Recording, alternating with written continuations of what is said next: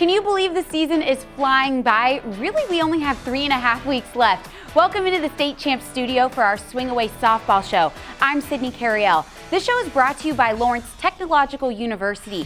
LTU has 29 varsity sports, including softball. And get this, you can be recruited. Go to ltuathletics.com and check out the Be Recruited tab for more information. Okay, so we've got some good games this week, so let's waste no more time. We'll start this one off in Owasso with the Flint Metro League title on the line. The defending Division II state champs, Owasso, hosted the Eagles of Linden. Busy night on the field. It was senior night and Kent State University commit Macy Ireland took the mound, throwing a total of 14 strikeouts on the day. Linden hot out of the gate with an RBI double from Hannah Bollinger to put the Eagles up 1-0 in the first inning. Jumping forward to the fourth, Owasso would fire up the bats and senior Emily Pumford would score 2 with an RBI double of her own. Owasso would add to their lead in the sixth inning as Alexis Hemker smacks an RBI double, giving Owasso the 9-2 win and the Metro League title. Next, we head to the Catholic League Bishop Division semifinals as Ann Arbor Green Hills took on Farmington Hills Mercy. This one was a battle on the mound. Caitlin Palazzi's last start against Green Hills ended up being a perfect game. This one was just about perfect as well. Palazzi threw a no-hitter while striking out 19 batters. Over to Green Hills pitcher Catherine O'Donoghue picked up 14 strikeouts. Yes! Let's jump to the bottom of the sixth inning.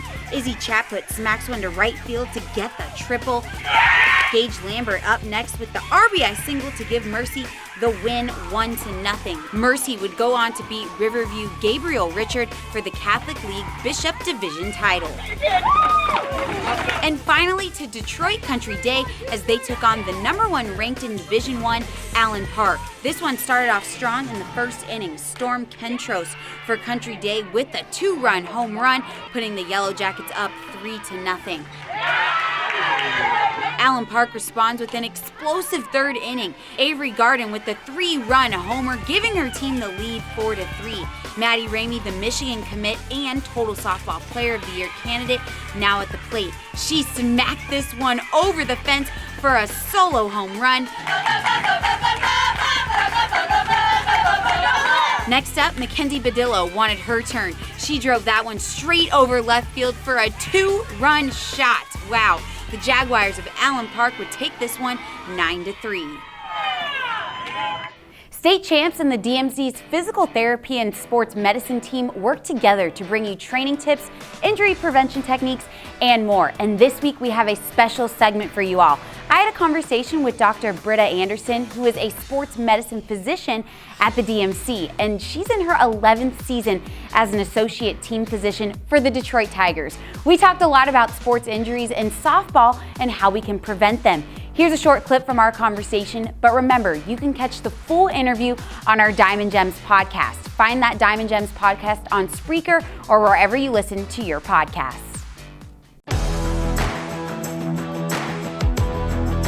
You do deal with a lot of different athletes, and you are actually an athlete yourself. So how does that help you relate to the athletes who come in and you treat?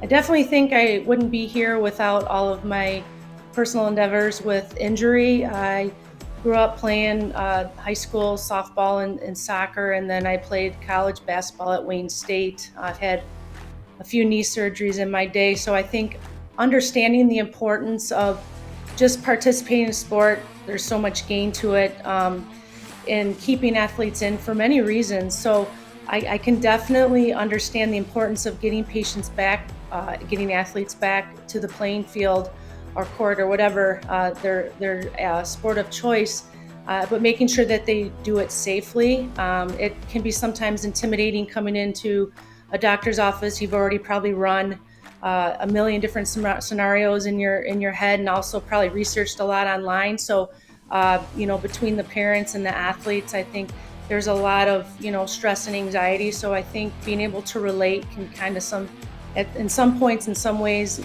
be relieving to the athlete and maybe gain a little bit more trust because we understand. This day and age, in the younger age groups, even through high school, a lot of athletes specialize in one sport. I think it's good to keep a garden variety and make sure that you just enjoy life in general and make sure you find the fun in sports. Kids these days are training much harder than I did back when I was playing, and I think just making sure that you keep the fun in the game, and then also don't be afraid to try a variety of things, because as we get older, you kind of hold on to the variety, as I'm doing now. So definitely just have fun and be safe.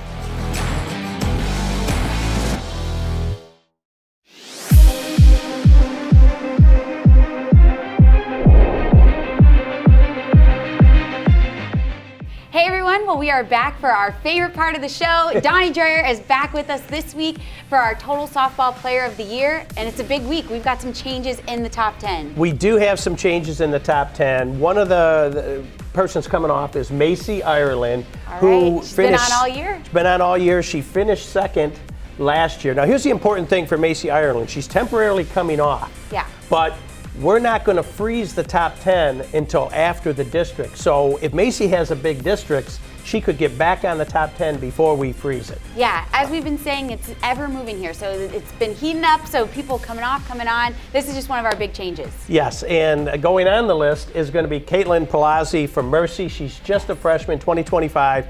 We had to get Caitlin on the list. Her numbers have been that impressive. Mercy's been having a great year, and they've been having a great year primarily because of her, although they do have a full pitching staff of 3 pitchers. But Caitlin right now is averaging 17.5 strikeouts per 7 innings. That means her team is responsible for the other 3.5 outs defensively. Which is so crazy. I mean, do we need to repeat that again? Do we understand that? That is so crazy. And she's a freshman. She's a freshman. A lot of people ask me, why is she so good? One, she's got the athletic size. Right. Very tall. I talked with her pitching instructor, Alec Lesko, who's been working with her since she's been about 10, but she continues to pick up velocity. Her best pitch by far is her rise. In fact, she not only uses the rise up, where a lot of people throw the rise ball, but she has what she calls a low rise, which starts out low and the hitters give up on it and it breaks across the knees. That's her primary pitch. She will throw some changeups. She will throw some drops, but primarily fastball, rise ball. And she's been very successful so far. Yeah, and something to note too, she actually started her high school career with a no-hitter. So I mean, if that doesn't show already what kind of pitcher she is and is going to be, that will. And she also pitched a perfect game, having 21 strikeouts. Yeah, which is as perfect as you can you can get. So here we go. We got another freshman on the list. It was Ava Bradshaw last year, and now we'll see what Caitlin will do. And just quickly touching on how we're going to do this. We are going to finalize the top 10 or freeze it after districts, and then after quarterfinals is when we will pick our final 4. And the final 4 will include our top vote getter. By the way, very important here. What a race we got for voting. Abby Hornberger has taken over Kelsey Nader. Yeah, give us an update on this. So now Abby Hornberger's over 21,000 votes. Nader's over 18,000 votes. But hey, how about some shout outs for the support that we're getting for other kids?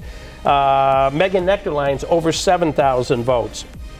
Maddie Ramey's over 4,000 votes. Kira Tomey over 5,000 votes. So we have a lot of people that are involved and supporting their kids in their communities. So, and this is a big jump from last week, so keep the votes coming in. It's important for the race towards the end here. The winner of the votes is guaranteed to be in the final 4, so we'll see how that shapes out, but that's a great race in itself. So, all good. Yes, and we will have a couple more shout outs in our podcast this week on Diamond Gems. We'll shout out a couple more players and dive a little bit more into the race for Total Softball Player of the Year. And we're also going to look at the teams. So we're looking at key matchups going through districts, regionals, quarters, and semis. So Brian Chittister will be with us on the podcast, and we're gonna break that all down for everybody and find where the big games could be that ultimately decide who wins Softball Player of the Year. Yep, an exciting time, that's for sure. And as always, another great episode for Total Softball Player of the Year. So Donnie, thanks for joining us, and we'll have more next week. We might shake it up a little more next week. You never know, right? It's getting fun. Listen, there's a lot of people that are on the watch list, a lot of players, I should say, that are on the watch list that could potentially go from watch list to top 10. There's that many competitive numbers that we're seeing out. Yeah, we're giving you a little tease for next week, so be sure to stay tuned with us. You never know what could happen here for Total Softball Player of the Year. All right. All right, thanks, Donnie.